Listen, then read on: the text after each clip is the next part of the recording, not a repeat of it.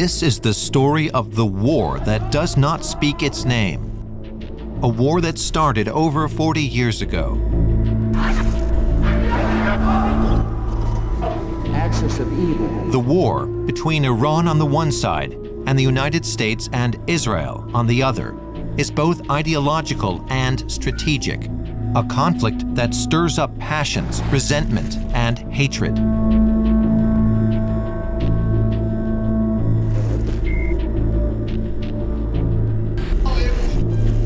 To understand this potential return of barbaric violence, we must go back in time to unravel the tangled threads of tragedy, seek the elusive truths behind the dogmas and the certainties, and tell this story.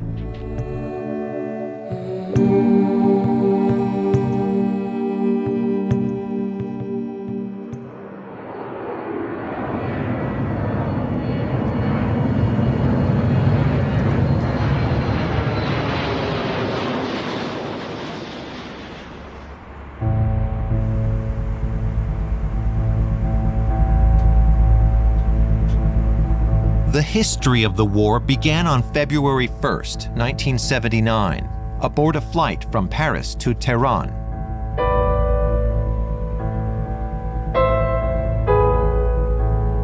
An old man is praying. This is Ayatollah Khomeini. He is preparing to radically change the history of Iran.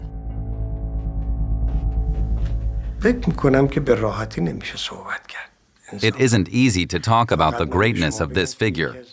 One of his enemies once remarked that there had been no one like him for 800 years, and there would be no one else like him for another 1,000 years.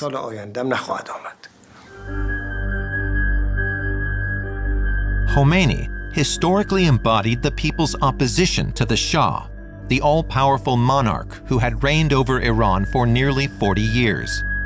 In exile for 15 years, the Ayatollah was finally returning home for the final battle alongside his people, a revolution in the name of Shiite Islam.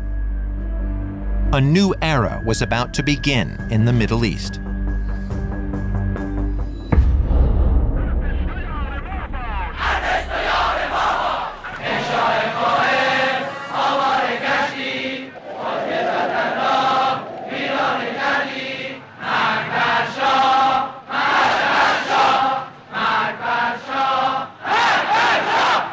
A year before Khomeini's return, an uprising began in Tehran. In early 1978, hundreds of thousands of Iranians took to the streets to challenge their ruler.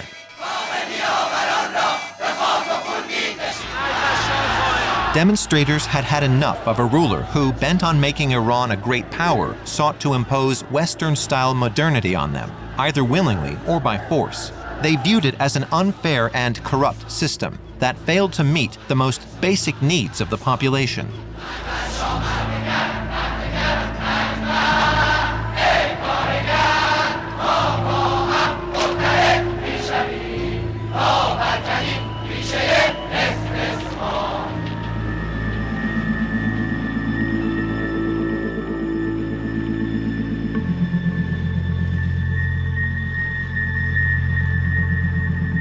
Two countries had come to embody the imperialism condemned by the demonstrators. Two countries that supported the Shah's regime, the United States and Israel.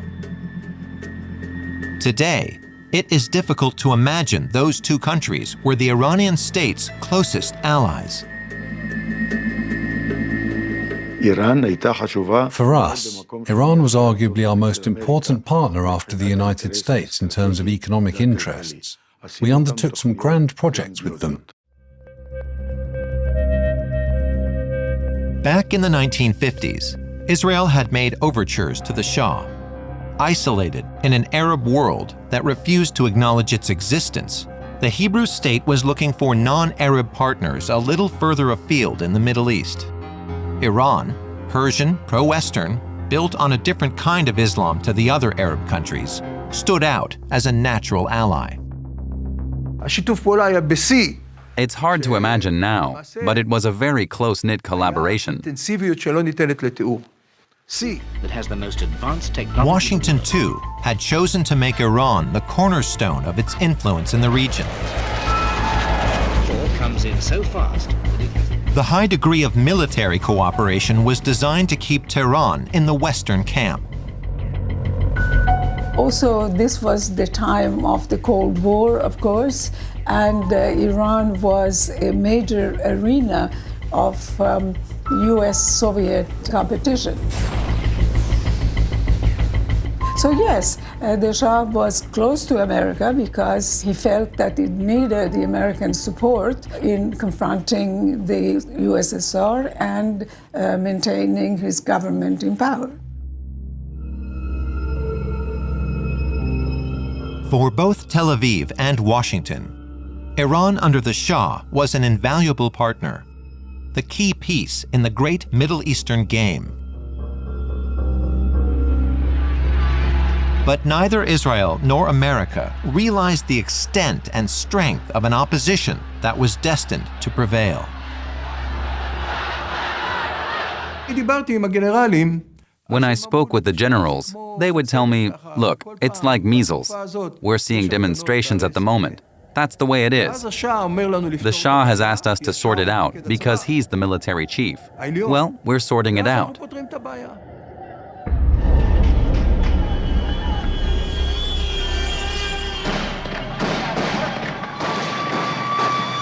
The blindness and incomprehension of a regime faced with such a powerful and determined uprising was heading for tragedy.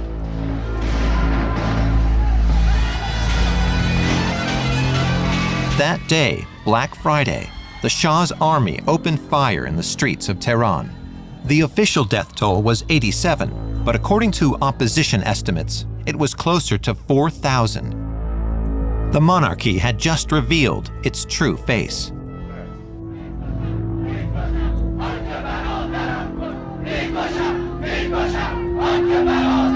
The revolutionary process was underway, and now there was no stopping it. Regarded as supporters of the Shah, Israeli and American expatriates became targets and began to leave the country. Protesters attacked cafes, restaurants, banks, and cinemas, Western symbols of modernity associated with the stronghold Israel and the United States had on their country.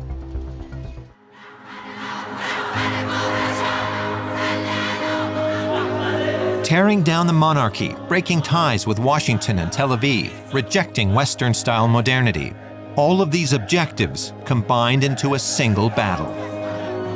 Gradually, as the movement began to pick up momentum, and it was a movement in need of a leadership, in need of a leader, the person that fit the bill seemed to have been Ayatollah Khomeini.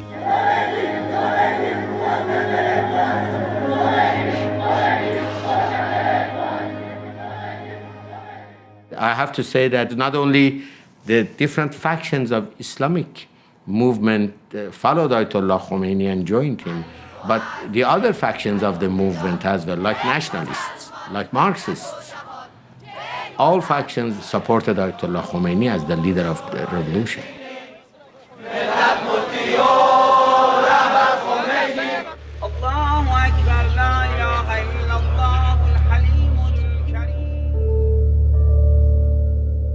The time had come for Khomeini to realize his dream, the introduction of a radical doctrine and establishment of an Islamic Republic.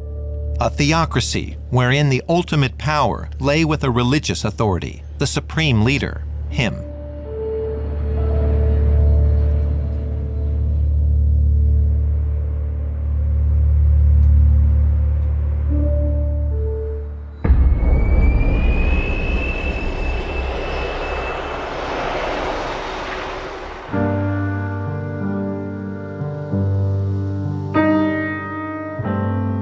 Khomeini set foot on Iranian soil, ready to deliver the fatal blow to the monarchy.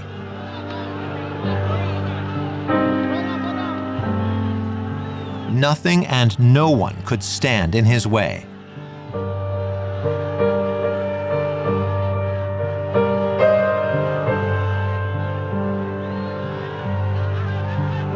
It was shocking. It was really shocking.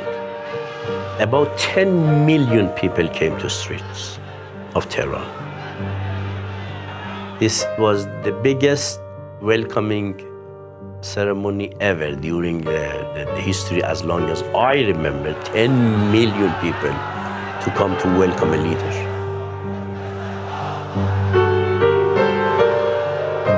And everybody looked at him as the leader of the revolution, a charismatic leader, and a man of God at the same time, that he will rescue the country, and we will have a paradise on the earth.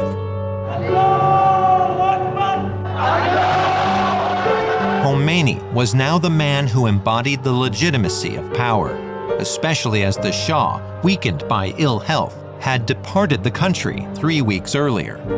من دولت تعیین میکنم، من تو دهن این دولت میزنم، من دولت تعیین میکنم، من به پشتیبانی این ملت دولت تعیین میکنم، من به واسطه اینکه ملت مرا قبول دارد.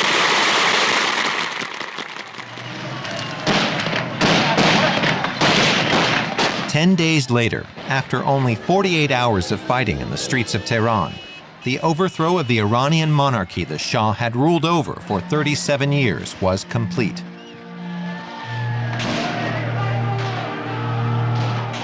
The revolution had achieved a total victory. Ayatollah Khomeini was the country's new leader.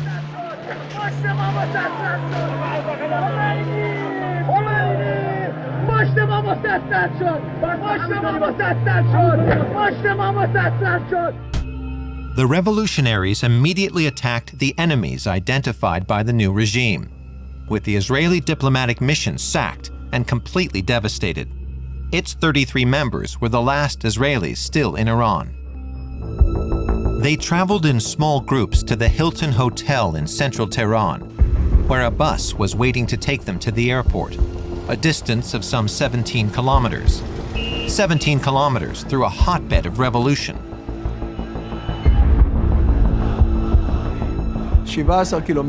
17 kilometers, 10 million Iranians on either side of the road, all with tomatoes and eggs. In the bus, there was a driver and 2 Iranians with Kalashnikovs. Our bus moved on. They thought it was a revolutionary bus. Not a single egg or tomato was thrown.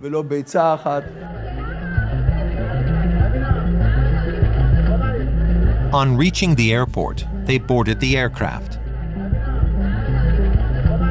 But just as the plane was about to take off, we boarded the plane, the engine started, and it began to taxi. Then all of a sudden, it stopped. The doors opened and armed revolutionaries barged in again. I thought to myself, what is it this time? They wanted to carry out one final check. I don't know what for. Then they closed the door and we took off. For as long as we were over Iranian territory, the mood remained tense. Once we'd crossed the border, the Israelis erupted into cheers.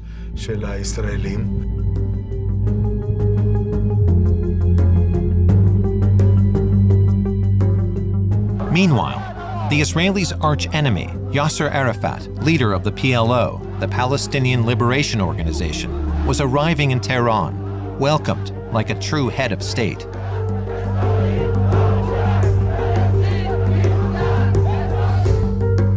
Arafat had become leader of the PLO in 1969. Its stated ambition was to create a Palestinian state, independent of its Arab backers. From his base in Lebanon, Arafat had been leading his Fedayeen, his fighters, into guerrilla actions on the northern border with Israel. Now he had come to seek the support of Khomeini, a man he hoped could help Palestinians achieve their independence. Definitely, it changed completely the whole strategic policy in this area. In case of a war, upside down completely.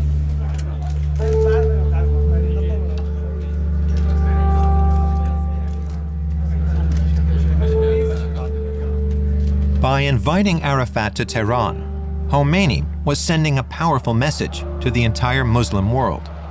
From now on, Iran would be supporting the Palestinian cause.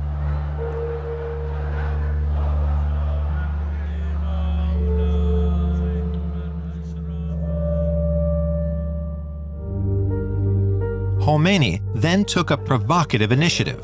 Instead of an Israeli diplomatic presence, there would now be a Palestinian embassy. It was a clear statement. With this gesture, the Ayatollah was severing all links with Israel, a state whose existence had no legitimacy for him. Any strategic alliance between Israel and Iran was now unquestionably a thing of the past.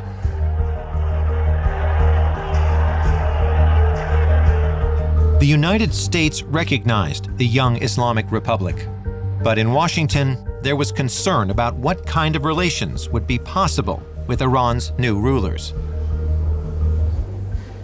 Within the American government, there were differing opinions. Some thought that Khomeini was an extreme force, and it would be very difficult for us to deal with. I think most people still thought of Iran as a country that, we could continue to get along with, that even though the Shah was gone, that, we would maintain relations. We had our embassy there. Then, on November 4th, 1979, hundreds of Islamist students stormed the American embassy, taking 52 diplomats hostage.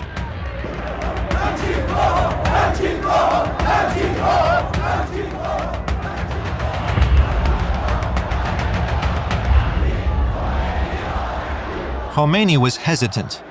Would he support these students and risk seriously jeopardizing relations with the United States? Would he support them to keep control of the movement?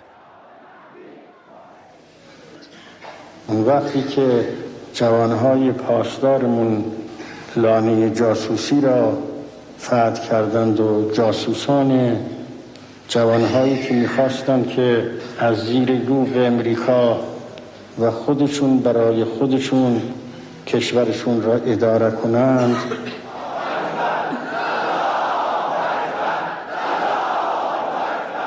When the hostage crisis occurred, it made clear, I think, that we were largely unprepared to deal with the nature of Iran at that point, and the fact that the anger that was there and reflected in that hostage crisis, I think suddenly brought Iran to the top of the concerns that we had about our situation in the world.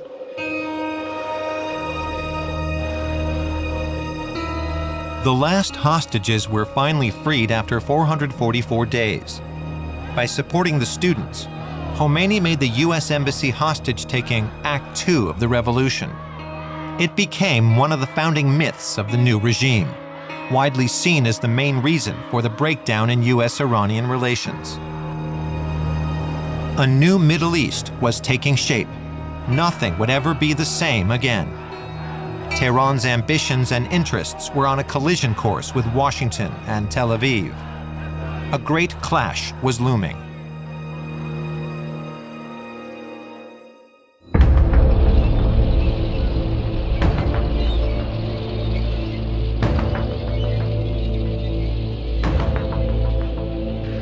On this day, nearly 90,000 Israeli soldiers, 1,300 tanks, and 1,500 personnel carriers invaded Lebanon, a country seemingly unconnected to the emerging confrontation between Iran, Israel, and the United States. Torn apart by civil war for many years, Lebanon had become a regional battleground.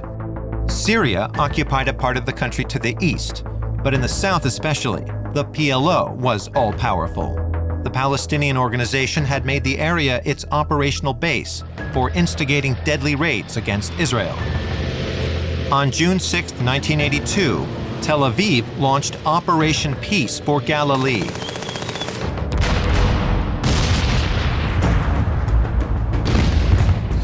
The objective was spelled out loud and clear: to seize control of southern Lebanon, and thus put an end to the guerrilla operations launched by Arafat's Fedayeen.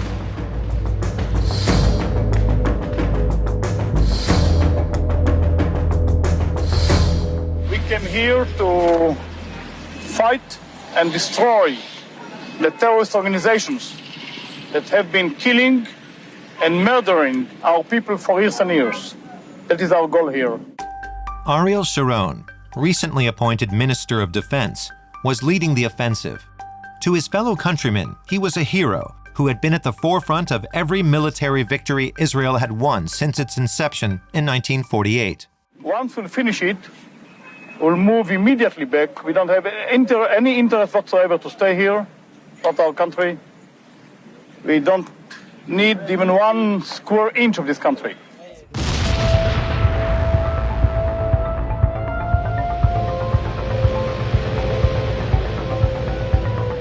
Within a week, Sharon had far exceeded the initial objectives, as his army made rapid advances.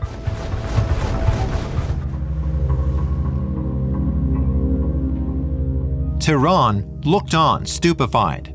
With Israeli troops advancing towards the Lebanese capital, the balance of power in the Middle East was radically shifting. For Khomeini, it was unthinkable. But how should he react?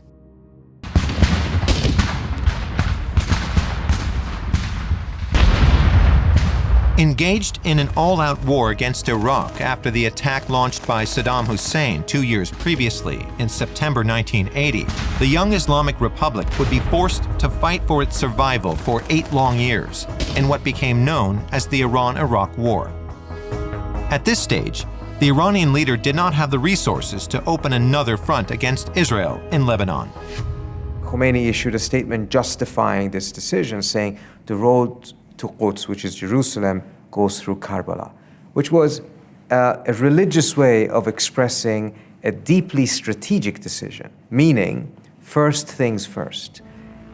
The aspiration for Iran to play some role in the liberation of Jerusalem comes after Iran has managed to defeat Saddam Hussein.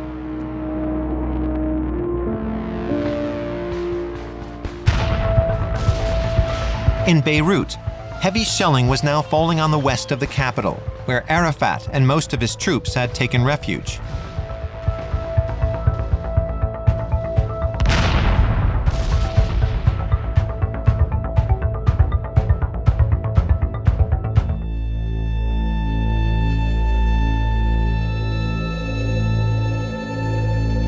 Part of the city was razed to the ground. Thousands were dead, mostly civilians. On August 21, 1982, the Israeli siege ended.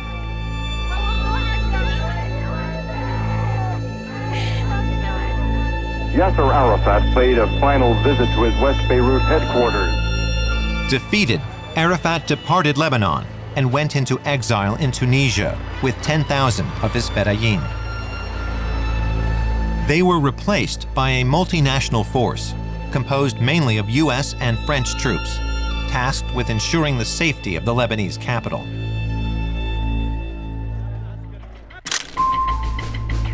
For Sharon and Prime Minister Menachem Begin, the Palestinian question was settled.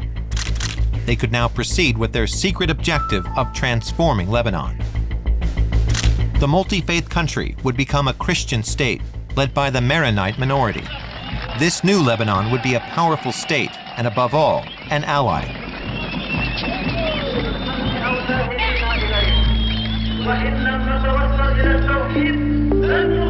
But their plans would unknowingly awaken another Lebanese community, the largest in the country, the Shiite community.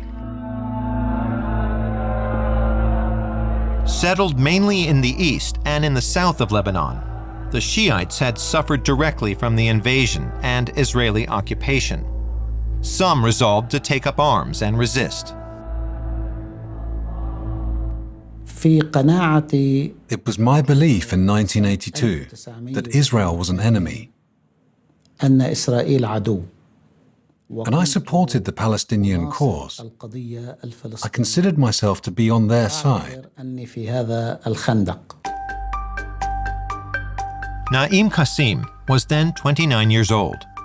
A chemistry teacher in Beirut, he was leader of the Union of Islamist Educational Associations, a Shiite organization.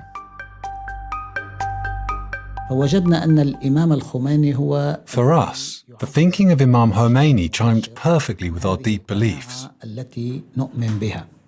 So we got together with some other Islamist groups and came to an agreement. حركات إسلامية ومجموعات إسلامية كانت موجودة في لبنان. We went to Iran to proclaim our willingness to pledge allegiance to Imam Khomeini, to allow him to be our guide, and to respect his authority. And he gave us his blessing. وهو أعطى المباركة.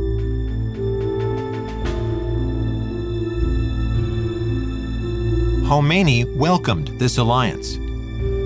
It would allow him to better fight the Jewish state. It was an obvious union, given his old and deep ties with the Lebanese Shiites. Many of the leaders of the revolution in Iran, who became at top positions after the victory of revolution, they had very good background in Lebanon before revolution, good connection with Shia people in Lebanon.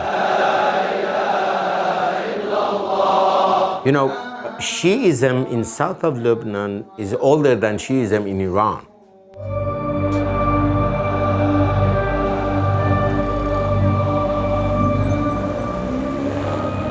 In the summer of 1982, Lebanese Shia leaders gathered in the city of Baalbek in the Bekaa Valley, located in the east of the country, to set up a new organization to fight Israel with the backing of Khomeini. It called itself the Islamic Resistance in Lebanon. It officially took the name Hezbollah 3 years later in 1985.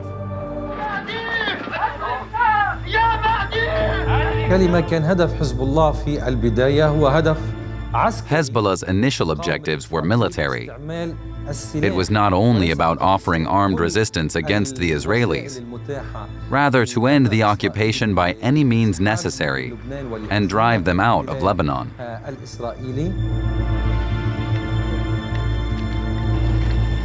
To help the new organization, Iran sent a few hundred revolutionary guards to the Bekaa Valley in the summer of 1982. These men were part of the elite body created at the birth of the Islamic Republic and charged with its defense. It reported directly to the supreme leader. While these elite soldiers did not actually fight, they supplied weapons, money, and know-how. Their presence also implicated another country whose army had a presence in this part of Lebanon, Syria. To reach the Bekaa Valley, the men benefited from the help of the dictator Hafez al-Assad, another fervent opponent of the State of Israel. This way, Khomeini was establishing what would prove to be a strategic alliance for many decades to come, the partnership with Syria. They began organizing the Hezbollah. They began organizing an alliance with Assad. They began selling, giving away oil to Assad to buy a relationship with Assad because they began to think about what they call their strategic depth. They wanted to have tools at their disposal to threaten Israel with, which meant threaten the United States with, and say, if you hit us, we can hit you back. And then by creating the Hezbollah, they hit both the Israelis and the United States in Lebanon. What took root in the confines of the Bekaa Valley was a veritable system of alliances. A system set up by Iran with the help of Syria. A system that created a new political entity, Hezbollah. A system which would later give rise to the powerful Iran-Syria-Hezbollah axis in the Middle East. But for the moment, nobody was aware of the emergence of this system, least of all, the Americans and Israelis.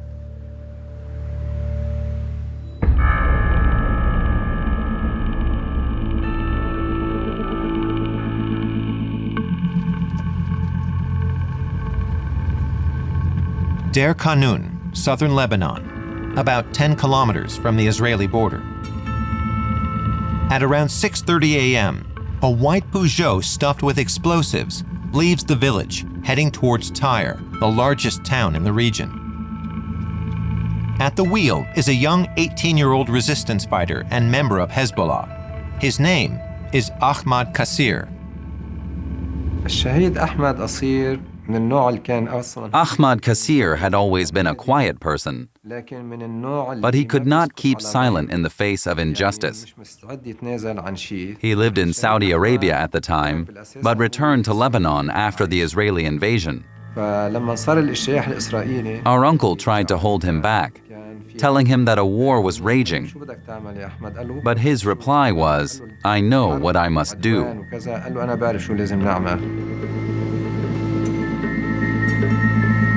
Within a matter of moments, this unknown young man would become a hero in the Shiite struggle against Israel. What is known here as a shaheed, a martyr of the resistance. He was about to commit a bold act that had no precedent in Lebanon, one that was both religious and political. In 1982, we inevitably lost in any direct confrontation with Israel. We had no way of striking back. We could only get somewhere by taking a new, more effective approach. Acts of martyrdom. 7 a.m., November 11th, 1982. Ahmad Kassir drives along the main thoroughfare through Tyre. Without hesitation, he accelerates and crashes himself and his vehicle into a large residential complex.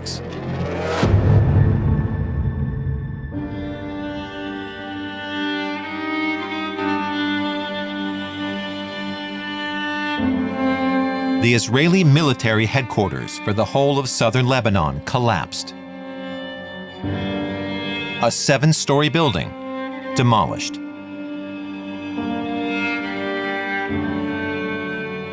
באיזה קומה אתה היית כשהיה פיגוע? קומה חמישית. והייתי בדיוק בשירותים. באתי לעשות צרכים ופתאום שמעתי את הפיצוץ. והרגשתי שהכל קורס. ופתאום ראיתי את עצמי קבור מתחת להריסות של הבטון. והתחלתי לצרוח שיצילו אותי. אחרי איזה שעה של מאמצים הצליחו למשוך אותי מתחת להריסות של הבטון. أنا كنت بصور كونه عنا كان محل خضرة. At the time, we had a grocery store in Tyre. I was on my way there when the explosion happened. I'll never forget it. There were pieces on fire everywhere.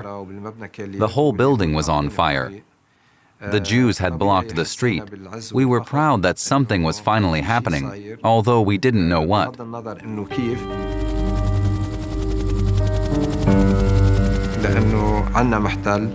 We were occupied. We were glad that some of the occupiers died, but we were nervous because we didn't know who was behind it. We didn't know it was my brother Ahmad. I will never forget the moment I found out.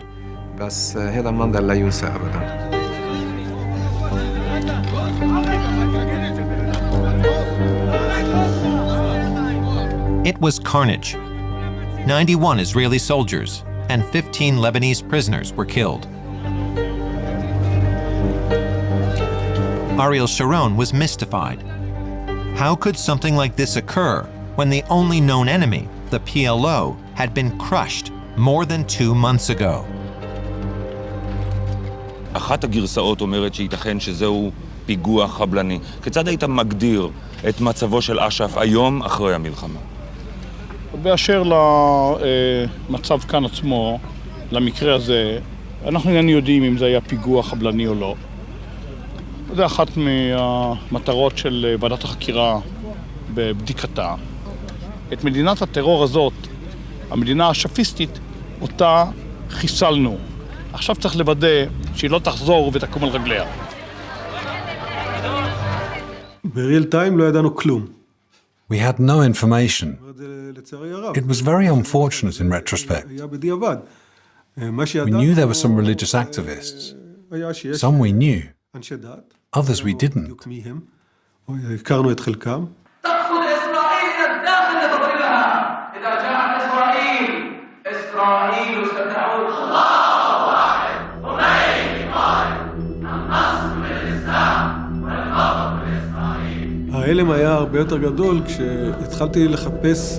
The shock worsened when I began to research written records on the Shiites in Lebanon, compiled by intelligence and academics. I was very disappointed.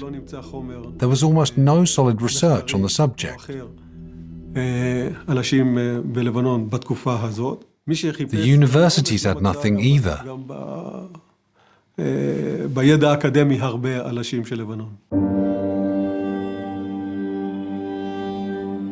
The multinational force in Lebanon, led by the Americans and French, was just as unaware as the Israeli military.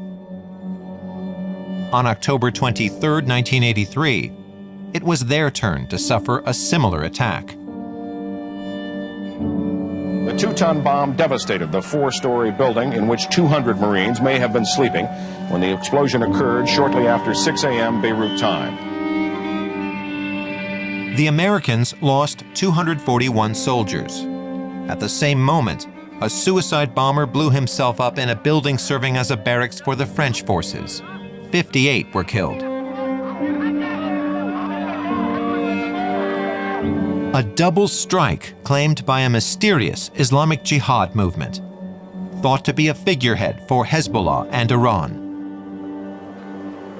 I think there is much that indicates that the Iranians did have a role, if not a very important role, in that. Do you have any indication about responsibility? Who's guilty? Yes, we have some, but we're not going to point the finger until we're absolutely certain. But I think the thing that does come through loud and clear is just the insidious nature of terror, international terror.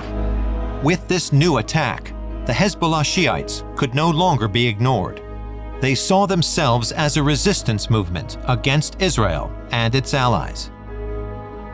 I recall Hezbollah seeming to be a domestic factor, and then by the mid-1980s, it was clear that there was this pipeline, arms, material, men coming from Iran, hostages going from Lebanon to Iran, and political support.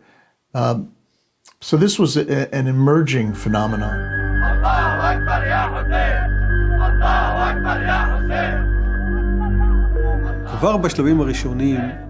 From the start, the Iranian fighters were smart enough to understand that you cannot create an armed militia without the support of the local population.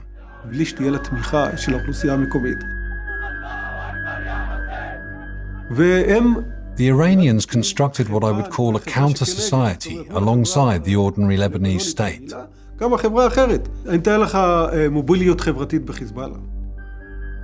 It works like this. A child is born, he goes to a Hezbollah daycare, then he goes to a Hezbollah school, then he joins the Hezbollah scouts. After that, he attends a Hezbollah high school, and then he joins Hezbollah.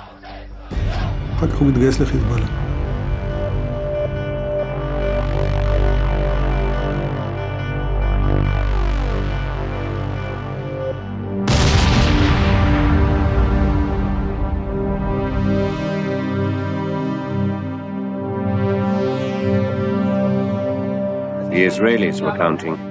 600 men dead in 2 years. It was a price many were not prepared to pay.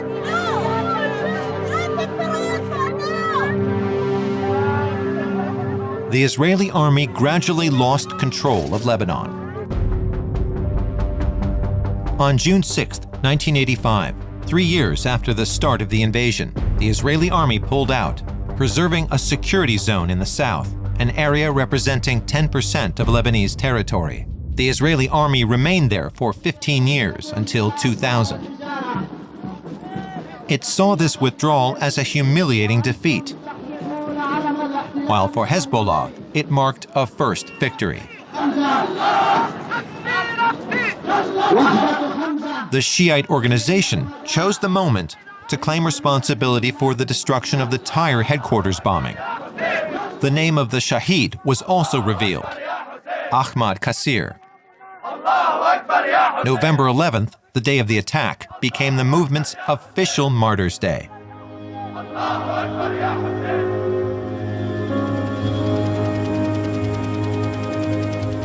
When Ayatollah Khomeini passed away in June 1989, he left a lasting legacy. The Shiite theocracy which he had founded 10 years earlier had been firmly established, and the fight he initiated against Israel and the United States had, with the help of Hezbollah, profoundly changed the landscape in the Middle East. But moving forward, what would his successors do with his legacy?